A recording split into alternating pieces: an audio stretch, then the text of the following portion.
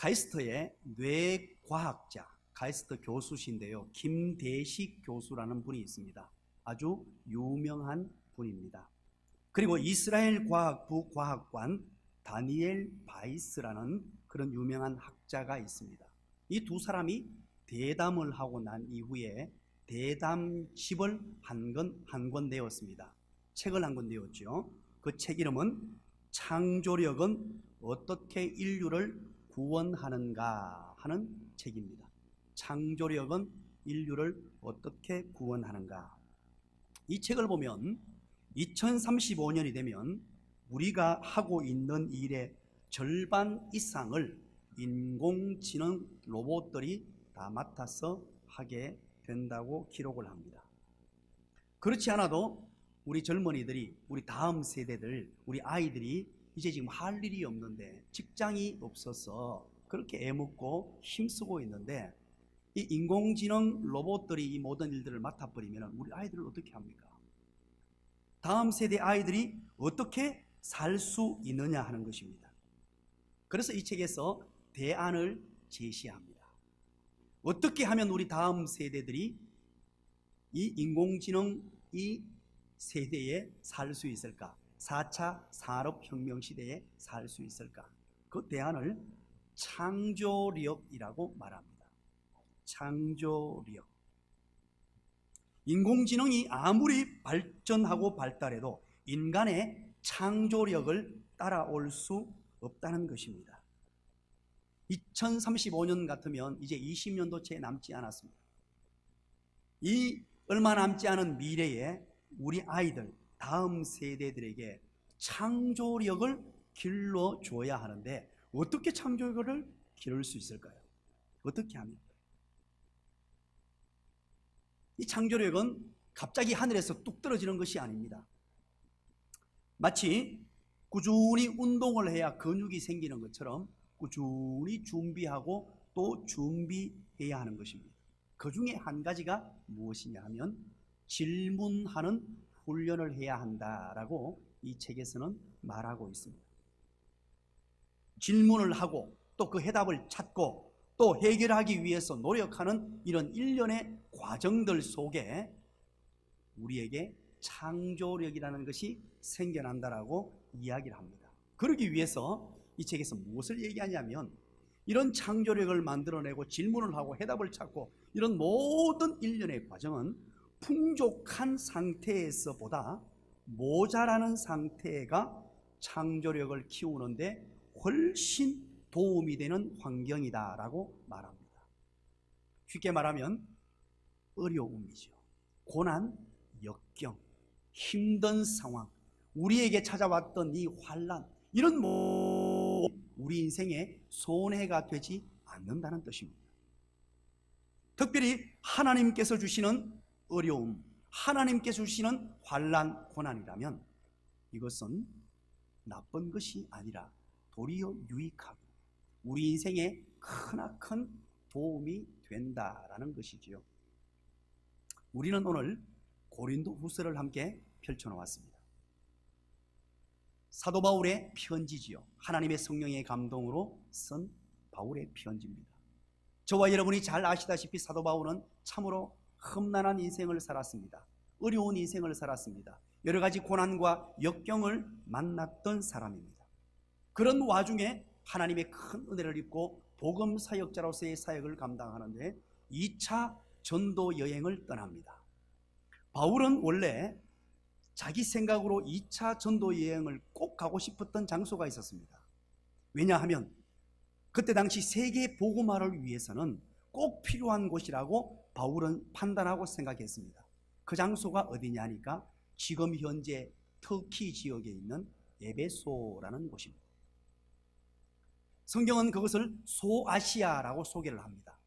소아시아 지역의 에베소 지역은 그때 당시 로마가 세계를 통치할 텐데 로마령 소아시아, 아시아 수도였습니다. 그러니까 대단히 발달하고 발전하고 대단한 곳이었어요. 그래서 바울은 판단하기를 바로 이 에베소에 가서 복음을 전하고 이것을 복음의 전진기지로 삼아야지 하고 2차 선교 여행을 에베소로 떠나려고 했는데 하나님의 성령께서 그것을 막았어요. 그리고 어디로 보내버리냐 하니까 바로 마게도냐로 보내버립니다. 마게도냐 도시가 바로 빌립보, 데살로니가 이런 도시지요. 그곳은 바로 오늘날 저와 여러분이 잘 아는 대로 유럽입니다. 하나님의 일하심이 얼마나 오묘한지 우리는 이제 다 압니다. 왜 하나님께서 에베소를 가지 않고 유럽으로 보냈는지. 유럽을 먼저 복음화시키기를 원하셨던 하나님의 큰 섭리, 전 세계의 복음화를 위해서 유럽부터 먼저 복음을 전하시기 원하셨던 그 하나님의 섭리를 우리는 이제 알게 되죠. 그 마게도냐 밑지역을 아가야 지역이라고 합니다. 바로 빌립보를 거쳐서 데살로니가 그 지역을 복음을 전하고 하나님의 성령의 도움으로, 그죠? 그렇게 해서 아가야인데 지금은 그것을 그리스라 그러죠. 그리스의 첫 번째 도시는 여러분 뭡니까? 아자로 시작합니다. 시작. 아테네죠. 그리스 아테네. 성경에는 아덴이라 그러죠. 2대 도시는 고자로 시작합니다. 도자로 끝납니다. 시작. 고린도입니다. 바로 그 그리스 고린도에 하나님의 교회를 2차 전도 여행에서 세우게 됩니다. 참으로 하나님의 능력과 하나님의 권능으로 성령의 도우심으로 그곳에 고린도 교회가 세워지게 되죠. 그리고 2차 선교 여행을 마칩니다. 마치고 다시 안디옥으로 돌아갔다가 3차 선교 여행, 3차 전도 여행을 떠나게 됩니다. 3차 전도 여행은 그토록 원했던 이제 소아시아 지역 에베소로 가게 되죠. 에베소에 가서 거기에서 교회를 설립하고 3년간이나 목회를 하게 됩니다. 3년 동안 열심히 혼신의 힘을 다해서 그곳에서 바로 목회를 하는 중에 이상한 소식이 들려옵니다. 고린도 교회에서 들려오는 소식이었습니다. 고린도 교회에 가짜 사도가 들어가서, 거짓 사도가 들어가서 바울을 지금 폄훼하기 시작합니다. 바울이 가짜였다는 것입니다. 바울이 거짓말쟁이였다는 것입니다. 바울이 잘못된 사람이었다는 것입니다. 하면서 온갖 거짓말로 유언비어로 바울을 깎아내리기 시작합니다. 사도 바울의 사도됨을 부정합니다. 가짜라고 매도하기 시작합니다. 이런 어마어마한 소식들이 에베소에서 목회하는 바울에게 들려왔단 말입니다. 바울은 너무너무 충격적이고 놀랐습니다.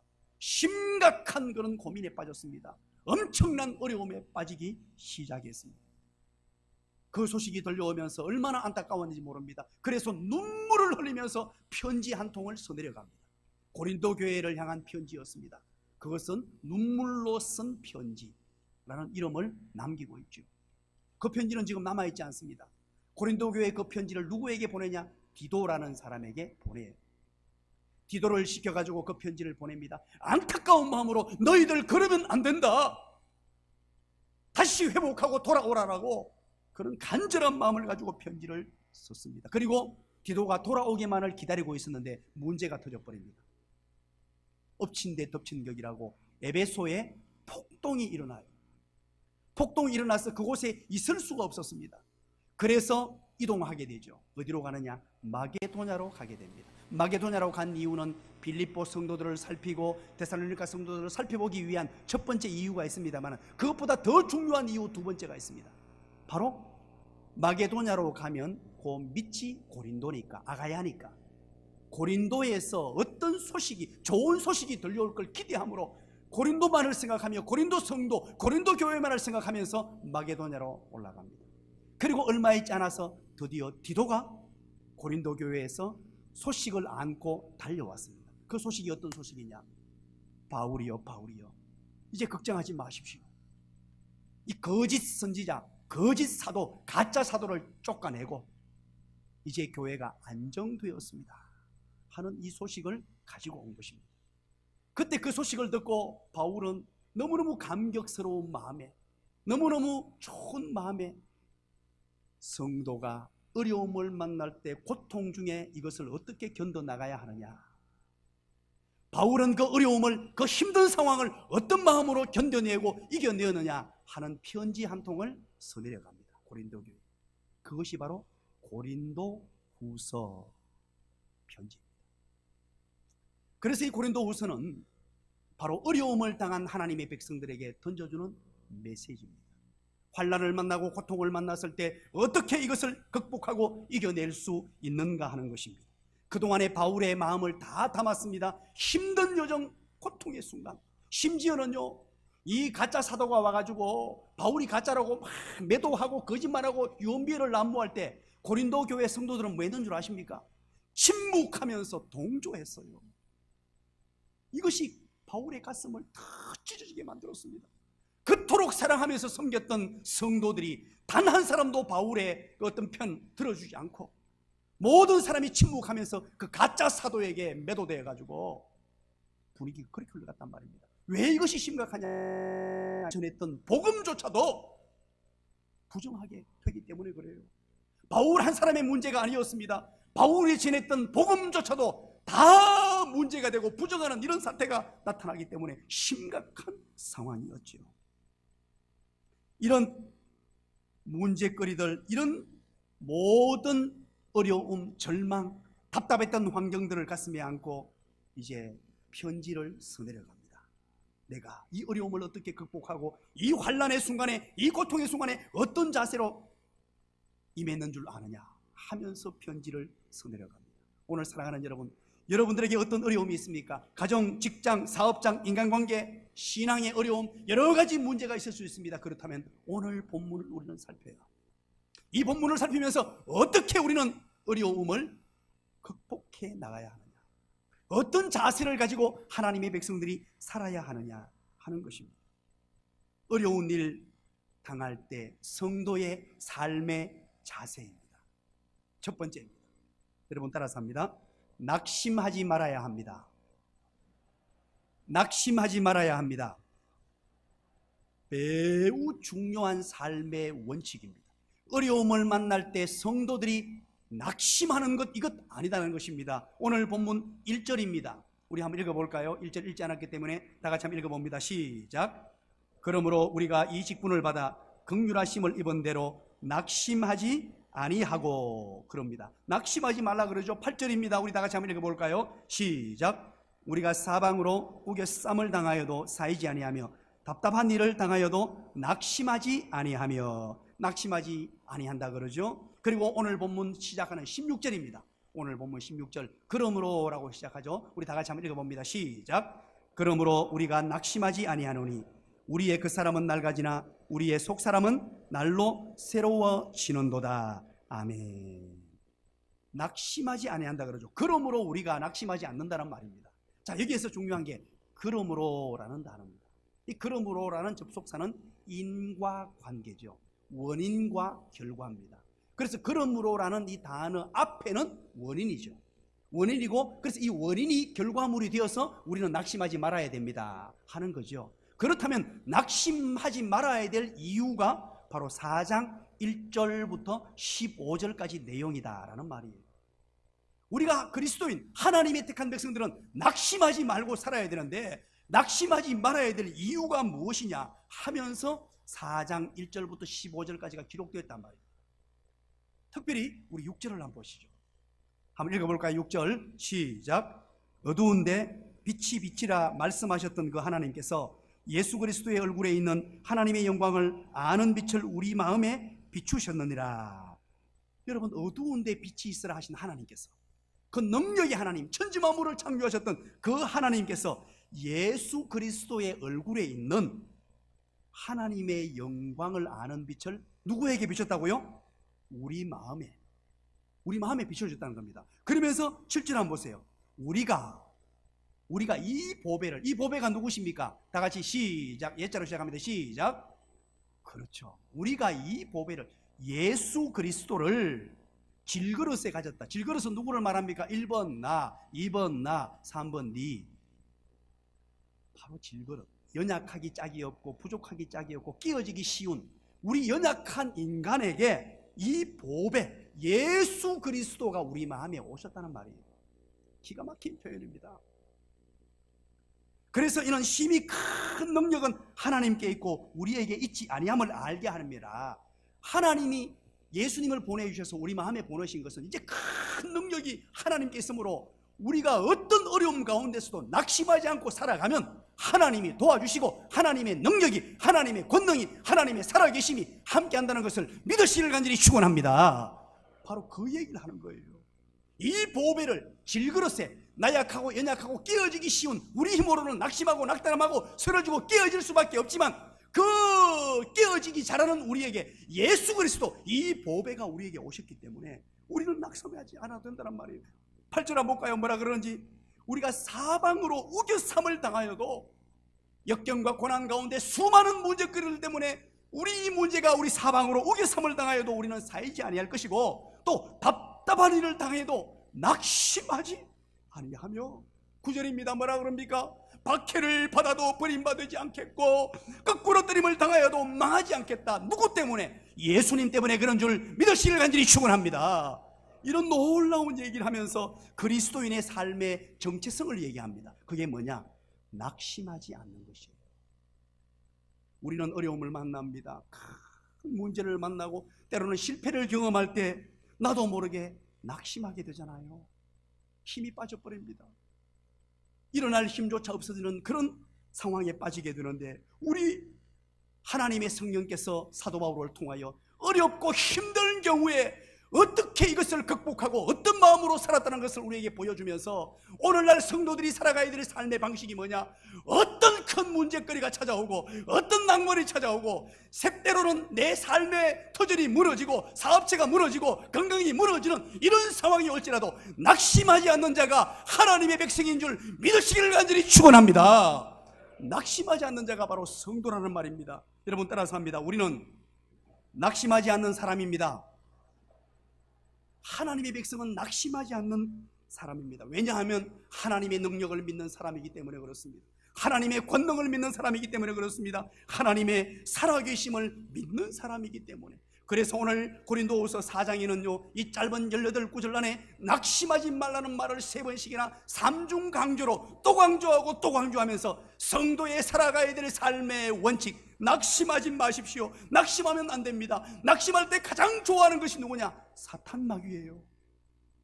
사탄 마귀는요, 날마다 하나님의 백성들이 낙심하기만을 기다리고 있습니다. 어려운 환경 속에 쓰러지고 자빠지고 넘어져서 낙심하고 안 된다, 불평하고 그렇게 살기만을 바라고 있습니다. 사탄 마귀의 평생 소원, 내 평생 소원, 사탄 마귀의 평생 소원이 뭔 줄 아십니까? 내 평생 소원 이것뿐 뭐겠습니까? 성도의 낙심이라.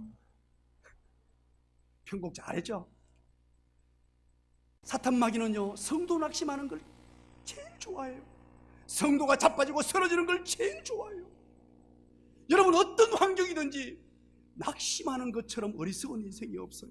신앙생활 하다 보면 낙심에 빠질 때가 종종 있습니다. 어떤 사람이 나를 까제 눈 뜨고 한번 쳐다봤다고 그것 때문에 잠 못 자고 낙심에 빠지잖아요. 어떤 사람의 말 한마디에 쓰러지고 속절없이 무너지는 인생이 우리 인생입니다.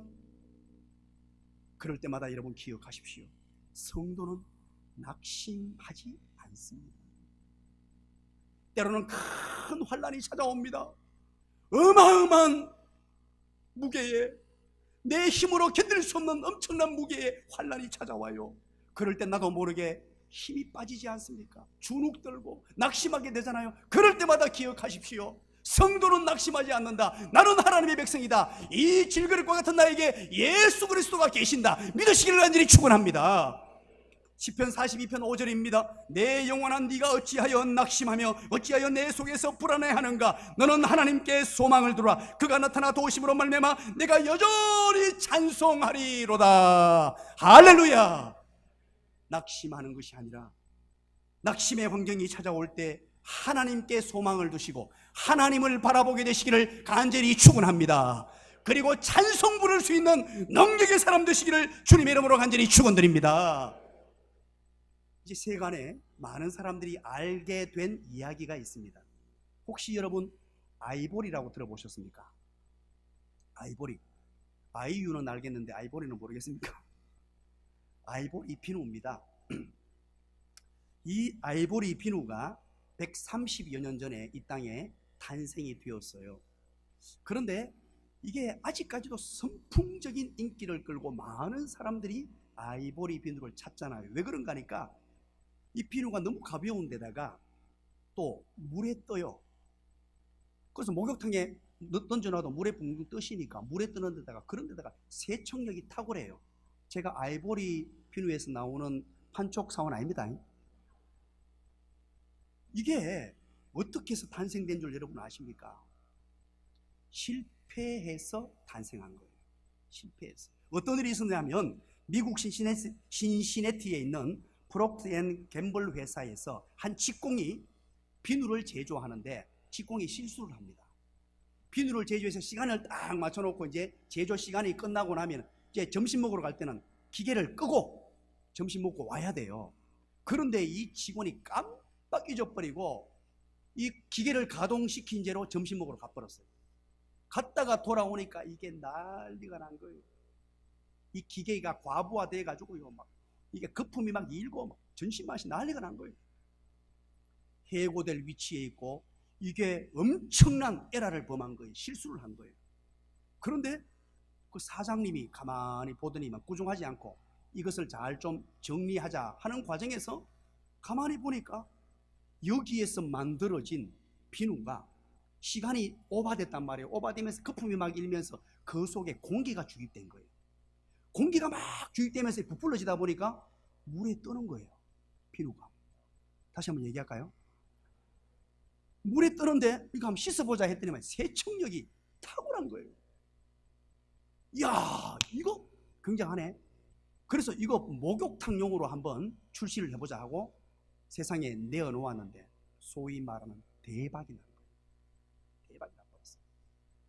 사랑하는 여러분, 실패가 이런 걸작품을 만들어내었어요. 우리에게 주는 교훈이 상당합니다. 사랑하는 여러분, 실패물이 걸작품이 되었단 말입니다. 우리는 때로는 이 땅을 살아가면서 하나님이 나를 실패작으로 만들었나 이런 마음이 들 때가 있잖아요. 역경과 고난을 만나면 야, 내 인생이 이것밖에 안 되나, 좌절에 빠지고 낙담하고 실패에 빠져가지고 내 인생은 왜 이러냐, 해도 안 되고 또 해도 안 되네 하면서 날마다 낙담하고 낙심하고 있지는 않습니까? 여러분 따라서 합니다. 나는 하나님의 최고의 걸작품이다. 여러분 실패품이 아닙니다. 실패물이 아니에요. 하나님이 만드신 인생들 가운데 최고의 걸작품이 누구라고요? 1번 나, 2번 나, 3번 니. 자, 최고의 걸작품을 한번 쳐다보시기 바랍니다. 전부 저를 보시네요. 할렐루야. 우리 김혜경 집사님은 옆으로 팍 돌리네요. 옆에 보니까 딸이 있네. 리나를 쳐다봤습니다. 사랑하는 여러분, 하나님의 택한 백성의 정체성은 낙심하지 않는 것이에요. 이거 너무너무 중요합니다. 낙심하면 되지 않습니다. 그래서 사방에 우겨삼을 당해도, 답답한 일을 만나도, 박해를 당하고 거꾸로 트림을 당해도, 여러분 10년, 20년이 너무 지나가잖아요. 그러면 여러분 보세요. 아무리 힘들어도 우리가 죽었다 칩시다. 따라서 합니다. 죽어도 천당이다. 우리 인생은 지금 보장되어 있단 말이에요. 그것 너무너무 거기에 매몰돼서, 환경에 매몰돼서 낙심하고 낙담하고 불평하고 원망하는 데 세월 보내지 말고, 그리스도인은 어떤 어려운 일을 만나도 나는 하나님의 걸작품이야, 앞으로 이 사건들도 걸작품으로 만들어 주실 거야, 그렇게 달려가는 저와 여러분의 삶이 되시기를 주님의 이름으로 간절히 축원합니다. 두 번째입니다.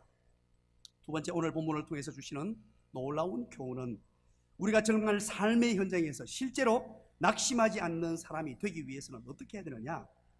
그 사람이 아니라 속 사람의 관심을 가져야 합니다. 낙심하지 않는 사람이 되기 위해서는 속 사람이 강건해야 한다는 말입니다. 우리 생각하면서 16절 한번 읽어볼까요? 얘기하는 읽겠습니다. 시작. 그러므로 우리가 낙심하지 아니하노니 우리가 그 사람은 낡아지나 우리의 속 사람은 날로 새로워지는도다. 아멘. 여러분들의 이해를 돕기 위해서 제가 현대인의 성경 번역본을 한번 읽어드릴게요. 한번 들어보십시오. 그러므로 우리는 낙심하지 않습니다. 비록 우리의 그 사람은 쇠약해 가지만 우리의 속 사람은 날마다 새로워지고 있습니다. 이렇게 번역을 해왔습니다. 여러분 어떻습니까? 고난의 환경이 우리의 속 사람을 날마다 강건하게 새롭게 만들어가고 있다는 거예요. 여러분 속 사람을 보시기 바랍니다. 하나님께서 원하시는 것은요, 내 영혼, 속 사람, 내면 세계입니다. 우리의 속사람이 강건해지는 방법은요, 고난 외에는 아무것도 없습니다. 고난이 만들어내는 하나님의 걸작, 바로 저와 여러분입니다. 우리는 소위 말하는 그 사람을 늘 봅니다. 그 사람의 스펙을 봅니다. 그 사람의 이력을 봅니다. 그 사람의 직업을 봅니다. 그 사람의 집안을 봅니다. 그 사람의 학력을 보고 그 사람을 평가합니다. 우리 그리스도인들은 이제 평가 기준이 좀 달라져야 돼요. 다윗을 기억하십니까? 성경의 인물 가운데 정말 멋진 한 생애를 살았던 사람입니다. 하나님이 주시는 은혜와 복은 모든 것을 다 누리고 살았던 사람이 다윗입니다. 얼마나 다윗이 멋진 사람인지 몰라요.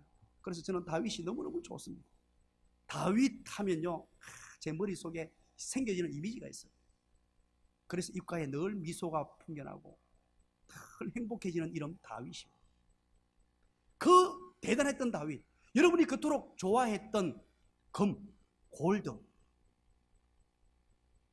돈 별로 안 좋아하십니까? 금을 얼마나 가진 줄 아십니까? 다윗이 가졌던 금이라고 소개한 것은 없습니다만, 다윗이 자기 아들 솔로몬에게 금을 이만큼 물려줬다라고 기록에 남기고 있죠. 지난주 목요일 날 우리 성경 본문이죠. 매일 성경 본문입니다. 바로 역대상 22장 14절이죠. 얼마나 남겨줬다고 기록되어 있죠? 여러분 혹시 기억하십니까? 지난주 목요일을 살펴봤는데 한번 얘기해 보시죠. 시작. 금 10만 달란트. 은은 얼마요? 은은 띄워줬구나. 그냥 여기 잘 안 보이는구나. 여기 화면 때문에. 은은 100만 달란트. 지금 띄워주면 안 되는데 싫어. 자, 금 10만 달란트가 얼마라고요? 66조 8천만 원입니다. 역시 2부 예배는 다르시네요. 1부 예배는 아무도 안 놀라더라고요. 어마어마하죠. 66조. 기가 막힌 돈입니다. 은 100만 달란트는 그럼 얼마나 될까요? 은 100만 달란트는 지금 띄워주셔도 됩니다. 네. 대답해 보시죠. 시작. 4조 7,200억입니다. 4조 7,200억. 야, 이것을 자식에게 물려줬다 그래요. 다윗이 솔로몬에게 물려줬다 그래요. 그렇다면 이 가진 돈이, 여러분들이 그토록 가지기를 원하는 이 돈이, 골드가 얼마나 많았는지, 바꾸고 말하면요, 다윗이 얼마나 큰 복을 받았냐는 거예요. 정말로 대단한 복을 받았습니다. 그런가 하면요, 다윗은 정복자였잖아요. 왕이 되면서 주변 나라들을 정복해 가는데 하나님이 약속해 주신 그 넓은 땅을 다 차지했습니다. 어마어마한 약속의 땅을 차지했던 대단한 사람이었어요. 그런가 하면 또한 자애로운 정치가였습니다. 우리 오늘날도 세상 사람들이 말합니다. 다윗과 같은 정치를 하고 싶다라고 말할 정도로 대단한 정치가였습니다. 그런가 하면 전쟁에 나가면 백전백승의 용장이었습니다. 그렇게 대단했던 사람입니다. 그런데 여러분 보십시오. 그런데 여러분, 이 다윗이요, 이렇게 대단한 사람인데 겉으로 보면은 마치 장군이고 힘있고 근육질이 대단하고 이런 사람 같아 보이는데 정서적으로 보면요, 음악의 명인이었습니다. 다윗이요, 한번 음악을 하면요, 띠딩, 이거 뭐겠습니까? 하프 연주입니다. 띠딩. 한부를 연주하면요, 정신이 좀 이상했던 사람들도 돌아왔어요. 귀신이 떠나갔단 말이에요. 기가 막힌 음악의 명인이고, 음악의 명인뿐입니까? 시편에 우리가 그토록 암송하고 절개하고 찾는 시편의 100여 편 이상이 누가 지은 시냐? 바로 다윗의 시. 이야, 기가 막히지 않습니까? 그런가 하면요, 여러분 오해하지 마십시오. 다윗은요, 로맨스도 있었습니다. 여인을 사랑함으로 자기의 생명까지 바칠 수 있는 사랑하는 여인이 있었단 말입니다. 별로 감동이 없으시네요. 사랑하는 여러분 보십시오. 세계의 역사상 그 어떤 위인전기에도 찾아볼 수 없는 그런 대단한 사람이에요. 얼마나 멋진 한 생애를 살아갔는지 모릅니다. 왜 이토록 멋진 삶을 살았을까요? 성경은 무엇이라고 소개합니까? 그가 왜 이처럼 위대한 사람으로 멋진 한 생을, 행복한 삶을 살았을까요? 그것은요, 다윗이 처음 부름받았을 때 모습을 살펴봐야 합니다. 여러분 오늘 집에 가셔서 사무엘상 16장을 한번 쭉 읽어보시기 바랍니다. 다윗이 기름 부음 받습니다. 사무엘 선지자로부터 기름 부음 받는 장면을 보면 그 해답이 나옵니다. 여러분 기억하십니까? 하나님께서 사무엘에게 명령합니다. 내가 이새의 집에 그 아들 중에 내가 기름 부어 나라의 왕을 세우겠다고 말씀합니다. 그러니까 사무엘이 알겠습니다 하고 순종하므로 기름통을 들고 이새의 집으로 달려갑니다. 달려가서 처음 해보니까요, 야, 내가 이렇게 하나님의 음성을 듣고 왔다니까. 이새가 머리를 조아리고 인사를 하면서 제 처다드립니다 하고 엘리압을 쫙 내뭅니다. 여러분 엘리압이 얼마나 덩치가 크고 잘생겼는지 몰라요. 여러분 혹시 기억하십니까? 얼마나 잘생겼는지. 혹시 잘 기억 안 나면 저를 보면 되잖아요. 덩치가 좋고 인물이 대단했어요. 근육질에 사나이답게 생겼고, 그러니까 엘리압이 첫째 아들이 쫙 나갔단 말이에요. 나가니까 하나님의 음성이 들립니다. 야가 아니다. 그러니까 고개를 갸우뚱하면서 아 그렇습니까? 그러면 둘째 아들 아비나답이 나옵니다. 아비나답은 덩치가 더 좋았어요. 인물이 더 출중하고 더 대단한 정말로 멋진 남성이 딱 선 거예요. 아 얘겠구나 하고는 기름 부으려고 하는 순간에 하나님께서 말씀하십니다. 야도 아니다. 아니 그러면요, 그래서 또 아들이 있느냐 했더니만 셋째 아들 삼마를 불러냅니다. 이야, 삼마는요 어떻게 생겼냐니까 우리 원로 목사님처럼 생겼어요. 샤프하고 고급스럽고 럭셔리하고 인물도 잘생겼고 머리도 올백은 아니었지만, 이야, 지나가는데 이제 됐다라고. 얘가 아니면 누구겠느냐, 기름 부으려고 했어요. 그런데 아니다는 거예요. 그렇게 해서 7 아들이 다 지나갑니다. 이제 묻습니다. 아들이 또 없느냐 하니까 아들이 없는데요, 하나 있기는 있는데 가는 아닙니다. 가는 아닙니다. 왜냐 하니까 막내 아들 다윗은 참 들판에서 양치기였거든요. 여러분 양치기를 하면 어떻겠습니까? 오늘날처럼 물이 있습니까? 비누가 있습니까? 아이보리가 없잖아요. 씻지도 못했어요. 머리를 자를 수 있었습니까? 그러니까 이게 양똥들하고 같이 뒹굴어 가지고요, 온몸이 양똥으로 떡칠이 돼 있고 머리를 닦아내고 씻어내기를 했겠습니까? 여러분 그림을 한번 그려보십시오. 그런 아직 덜 수순간 어린애였어요. 그러니까 가는 아이다는 거예요. 그런데 데려와 보라는 거예요. 여러분 그 초라한 모습으로 사무엘 앞에 왔습니다. 그때 하나님의 음성이 들립니다. 야다, 기름 부어라. 그때 말씀하셨던 중요한 말씀이 있죠. 내가 보는 것은 사람과 같지 아니하니 사람은 외모를 보거니와 나 여호와는 중심을 보느니라. 사무엘상 16장 7절 말씀. 다윗이 다윗된 이유가 무엇입니까? 바로 그의 중심이었습니다. 기가 막히지 않습니까? 속사람이었단 말입니다. 내면 세계였단 말입니다. 다윗이 그 들판에서 양들과 함께 어울려 살면서 찬양하는 모습을 보았습니다. 여러분 띠딩, 뭐라고요? 띠딩, 여호와는 나의 목자시니 띠딩, 내가 부족함이 없으리로다. 옛날에 이렇게 찬양했단 말이에요. 그러면서 여호와 하나님을 찾고 그 열악한 환경 속에 하나님의 도우심을 구하며 하나님을 노래하고 하나님을 경배하며 하나님 중심의 삶을 살았던 그 모습을 하나님이 지켜보신 거예요. 비록 외형적으로는 아직 어린아이였고 외모로 봤을 때는 보잘것없었고 누구도 인정하지 않는, 아버지조차도 인정하지 않는 그런 아들이었습니다만 우리 하나님께서는 그의 중심을 보고 다윗에게 그토록 은혜 주신 거예요. 우리 주님께서 원하시는 것이 무엇입니까? 바로 이 중심입니다. 중심. 우리는 환난을 통해, 어려움을 통해, 고난을 통해 무엇을 가꾸느냐, 무엇이 강건해지느냐? 내 속사람, 내 중심, 내 내면 세계, 이것이 성숙되고 성장하여 내 영혼이 하나님 찾는 사람 되는 줄 믿으시기를 간절히 축원합니다. 여러분 18절 뭐라 그럽니까? 하반절입니다. 보이는 것은 잠깐이요 보이지 않는 것은 영원하다고 합니다. 우리 눈에 보이는 것은 잠깐이라고 합니다. 차가 좋아봐야, 집이 좋아봐야 잠깐입니다. 육체의 젊음이 좋아봐야 여러분 눈 감았다가 뜨면 늙어버려요. 잠시 잠깐입니다. 제가 요즘에 우리 예준이 군대 보내놓고 이제 옛날 군대 생각이 나서 제가 섬겼던 우리 그 군대 교회에 제가 군종병이었으니까 목사님들 검색을 쭉 하면서 그때 홍순영 목사님이라고 군종 참모였습니다.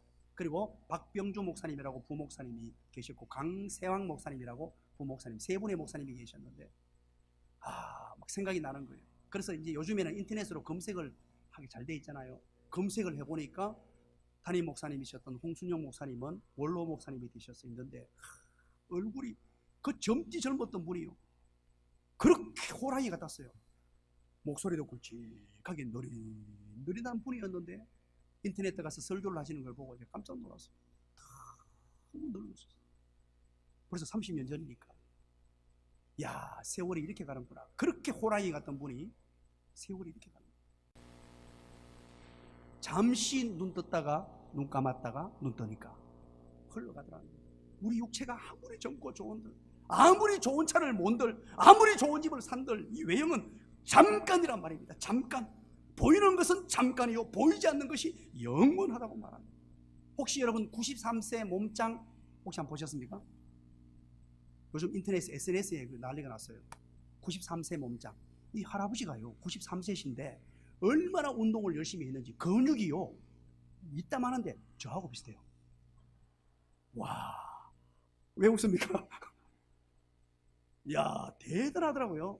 그런데 젊은 사람보다 더 근육질의 몸을 가지고 있는 거예요. 그래서 제가 느낀 게 있습니다. 첫 번째는 그분에게 박수를 보냈어요. 이야, 저 연세에 대단하더라고 박수를 보내면서 감탄을 자아냈습니다. 그리고 두 번째는 과연 저분의 영혼은 어떠할까? 육체에 저렇게 밤낮으로 운동을 하고 근육질의 몸매를 만들려고 저토록 애를 썼는데 과연 속사람 내면 세계 영혼에는 얼마나 신경을 쓰고 있을까? 혼자 그런 생각을 해봤어요. 여러분 어떻습니까? 여러분의 속사람은 어떻습니까? 여러분의 내면 세계는 어떻습니까? 마지막 세 번째입니다. 고난 후에 영광을 주실 것을 믿어야 합니다. 고난 이후에 찾아올 엄청난 영광을 기대하며 사는 삶, 그게 바로 그리스도인의 삶입니다. 우리 앞에 어려움이 닥쳐옵니다. 고난이 찾아옵니다. 고난이 끝이 아니다는 거예요. 고난 이후에 찾아올 엄청난 영광. 우리 17절 한번 읽어볼까요? 다 같이 한번 읽어봅니다. 시작. 우리가 잠시 받은 환난에 경한 것이 지극히 크고 영원한 영광에 중한 것을 우리에게 이루게 함이니. 아멘. 자, 이것도 제가 현대어 성경으로 한번 읽어드릴게요. 여러분 이해를 돕기 위해서. 우리가 잠시 받는 이 가벼운 고난은, 우리가 잠시 받는 이 가벼운 고난은 장차 그 무엇과도 비교될 수 없는 크고 엄청난 영원한 영광을 우리에게 가져다 줄 것입니다. 이렇게 기록하고 있습니다. 우리의 고난은 이 땅을 살면서 우리는 어렵다고 합니다. 힘든다고 합니다. 우리에게 찾아온 이 문제 때문에 때로는 남모르는 눈물을 흘립니다. 그러나 이것이 하나님의 택한 백성에게 찾아온 이 어려움은 장차 그 무엇과도 비교할 수 없는 크고 엄청나고 영원한 영광을 우리에게 가져다 줄 것이라고 약속하고 있어요. 기가 막힙니다. 우리는 그래서 미래를 보고 사는 사람들입니다. 여러분, 고난은요 하나님의 변장된 축복입니다. 고난의 보자기에 쌓여가지고 하나님의 어마어마한 축복들이 그 속에 숨겨져 우리에게 다가온다는 사실입니다. 이 고난을 묵묵히 견뎌내고 이겨내고 이 고난 가운데 사랑하는 여러분 낙심하지 아니하고 내 속 사람을 강건하게 만드는 기회로 삼고 열심히 달려가면 상상할 수 없는 크고 엄청난 영광을 하나님이 주시는 줄 믿으시길 간절히 축원합니다. 그렇다면 여러분, 이 고난을 우리는 겪고 있습니다. 이 고난은 누구나 힘이 들어요. 어렵습니다. 고난의 과정을 겪고 어려움의 과정을 겪어갈 때는요, 남모르로 눈물을 흘리고 때로는 그 무거운 짐 때문에 쓰러지고 지치기도 합니다.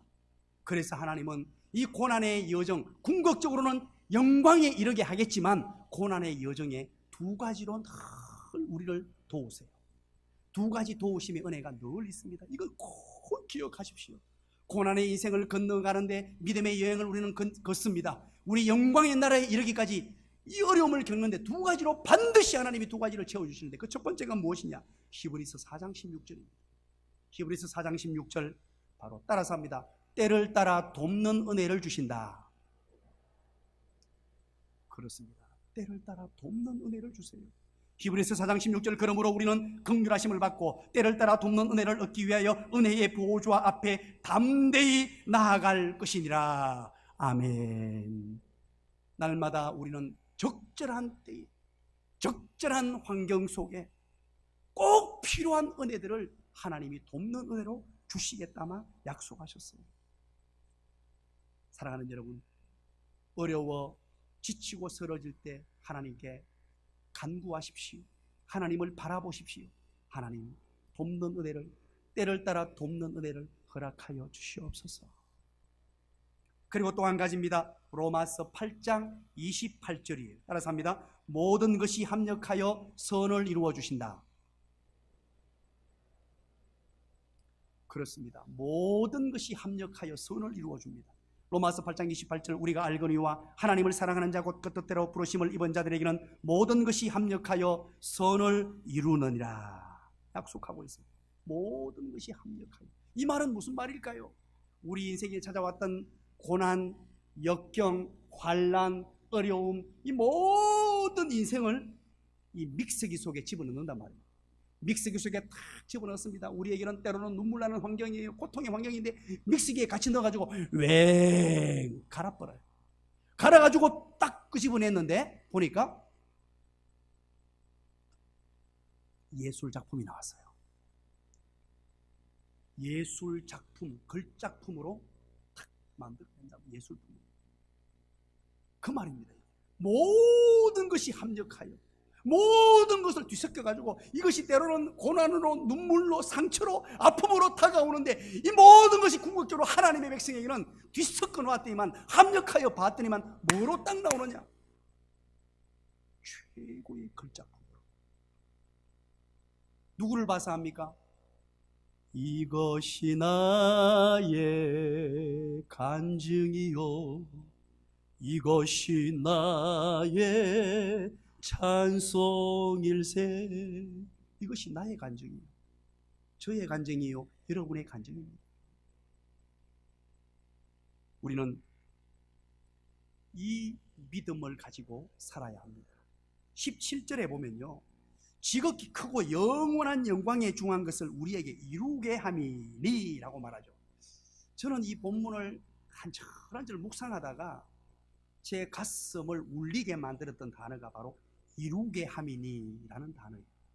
궁극적으로 하나님께서 엄청난 영원한 변하지 않는 영광을 우리에게 주시겠단 말인데 이루게 함이니 이 단어는 카테르 가조마이라는 헬라어를 써요. 이 단어의 뜻을 보았더니만 바로 준비한다, 만들어준다 이런 뜻이에요. 그것을 번역을 이루게 함이니라고 번역을 해왔어요. 그 말은 무슨 말입니까? 우리가 당하고 있는 이 고난은 앞으로 상상할 수도 없는 크고 놀랍고 영원한 영광을 준비하는 과정이란 말이에요.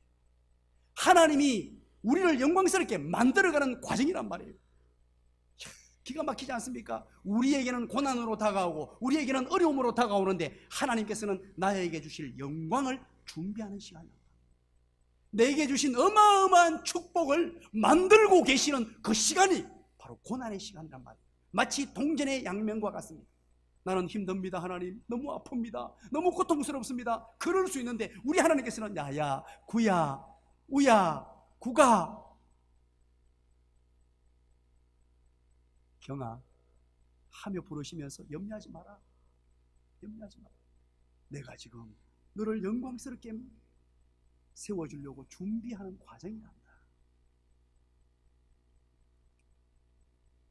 말씀의 결론을 맺습니다. 파나소닉이라고 여러분 아시죠? 일본의 굴지의 기업입니다. 이 파나소닉을 창시했고 만들었던 사람이 마츠시다 고노스케라는 사람입니다. 마츠시다 고노스케, 참 대단한 사람입니다. 일본에 어떤 지대한 영향을 끼쳤던 그런 대단한 사람입니다. 그런데 이 사람이 유명한 말을 했죠. 나는 3가지 때문에 성공했습니다 해서 많은 사람들이 이것을 회자하고 있죠. 그게 뭐냐? 첫 번째 얘기를 합니다. 나는 어릴 때 너무 가난했기 때문에 성공했다라고 말합니다. 기가 막힌 표현입니다. 어릴 때 너무 가난해서 일을 하지 않으면 죽을 수밖에 없었기 때문에 죽기 살기로 목숨을 걸고 일했다. 그래서 일했기 때문에 지금의 일을 수 있었다는 것입니다. 바로 그래서 이것을 뭐라고 붙여놨냐니까 가난의 경영이라고 붙여놓았더라고요. 그리고 두 번째, 나는 어릴 때부터 제대로 먹지를 못했어. 너무 가난했는데다가 먹지를 못해서 몸이 너무 약했다는 겁니다. 너무 허약했습니다. 그래서 그때부터 건강의 소중함을 알고 약했지만 몸 관리를 잘해서 나이가 많아질 때까지 건강함으로 자기 일들을 열심히 감당할 수 있었다는 것입니다. 그래서 그것을 뭐라고 붙여놨냐니까 허약의 경영이라고 붙여놨다. 허약의 경영. 그리고 세 번째, 이분은 초등학교 4학년밖에 나오지를 못했답니다. 학교를 나오지 못해가지고 배우지 못했기 때문에 만나는 사람마다 나보다 더 똑똑한 사람, 그래서 늘 겸손했대요. 이 사람은 나보다 더 똑똑한 사람, 나보다 더 많이 배운 사람, 그래서 누구를 만나든지 늘 배우려고 애를 썼대요. 잘난 척하지 않고 교만하지 않고 늘 배움의 자세로 그렇게 나보다 더 잘하는 사람, 경청의 자세를 취했다고 합니다. 그래서 이것을 배움의 경영이라고 붙여놓았더라고요. 사랑하는 여러분, 이 3가지를 한번 되짚어 보시길 바랍니다. 가난, 건강, 못 배운 것, 이것은 낙심의 조건 아닙니까 여러분? 가난 때문에 나는 안 돼, 나는 건강이 약해서 안 돼, 나는 배우지 못해서 성공할 수 없어, 낙심에 빠지고 불평하고 원망의 조건들이에요. 그런데 이는 이것을 도리어 성공의 비결이라고 소개하고 있습니다. 사랑하는 여러분, 하나님의 택한 백성들 어떻게 살 것인가? 우리는 수많은 어려움을 만나고 살 것입니다. 때로는 내 힘으로 어쩔 수 없는 그런 역경과 고난 속에 파묻혀 살 수밖에 없는 인생들입니다. 어떻게 살 것인가? 이 상황 가운데 결코 낙심해서는 안 됩니다. 여러분, 낙심의 자리에 빠지면 안 됩니다. 낙심의 환경이 올 때 더 벌떡 일어나십시오. 도저히 낙심의 환경에서 헤어날 수 없겠거든 전화하십시오. 010-8765-9원 빨리. 이경구 목사입니다. 도움을 요청하세요. 여러분들의 낙심의 상황에서 도와주기 위해서는 결코 낙심하면 안 됩니다. 어떤 상황이든지. 그리고 그 역경과 난관과 어려움을 내 속사람 내면 세계를 키우고 내 영혼이 하나님을 온전히 바라보는 환경으로 여러분 이해하셔야 돼요. 그 상황 가운데 하나님을 더 깊이 찾고 더 깊이 기도하고 더 깊이 예배에 참석하고 하나님을 더 깊이 사랑하는 그런 중요한 기회로 삼고 궁극적으로 영광을 예비하신, 영원한 영광을 예비하신 그 나라를 바라보고, 그래서 합력하여 선을 이루시고 때를 따라 도우시는 은혜를 주시는 그 하나님, 그 분을 바라보면서 믿음의 긴 여정을 함께 가는 인생, 그 인생이 바로 저와 여러분의 인생인 줄 믿으시기를 간절히 축원합니다. 기도하겠습니다. 하나님 아버지, 고맙습니다. 감사합니다. 웬 은혜입니까? 웬 사랑입니까? 하나님 부르시고 은혜 주셔서 이렇게 예배의 자리에 참여하게 하신 하나님 감사합니다. 하지만 우리 인생 가운데 역경과 고난이 찾아올 터인데, 어떤 역경과 어떤 고난이 찾아올지라도 낙심하지 않는 하나님의 사람 되게 하시고, 어떤 고난, 역경, 어려움 속에서도 우리의 속사람을 더욱더 강건하게 만들 수 있는 하나님의 사람들 되게 하시고, 궁극적으로 영광스러운 미래를 예비해 놓으신 우리 주님 바라보면서 때를 따라 돕는 은혜를 경험하고 합력하여 선을 이루시는 하나님의 능력을 체험하며 살아갈 수 있는 위대한 하나님의 사람들 되게 하여 주시옵소서. 예수님 이름으로 기도드리옵나이다. 아멘.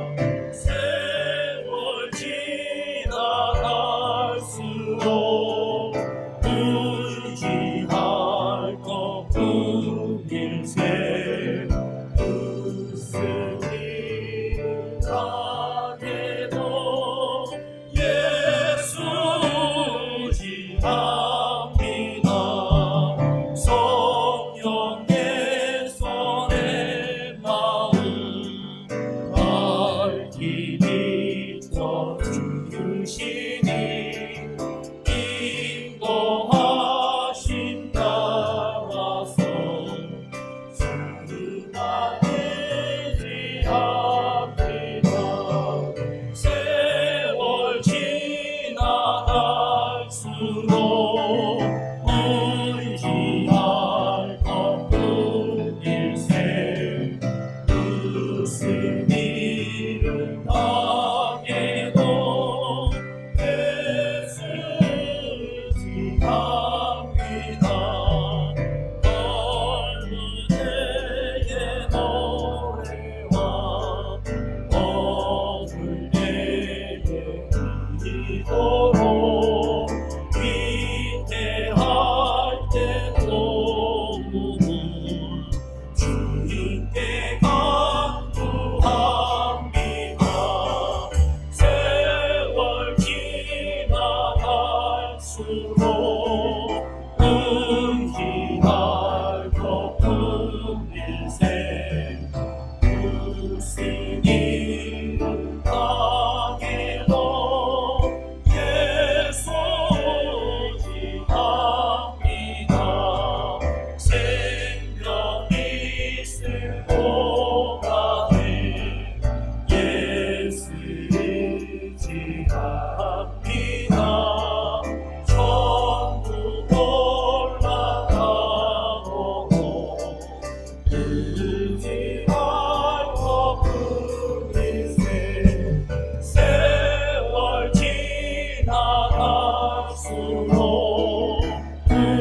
의지할 것뿐 일세 무슨 일을 당해도 예수 의지합니다.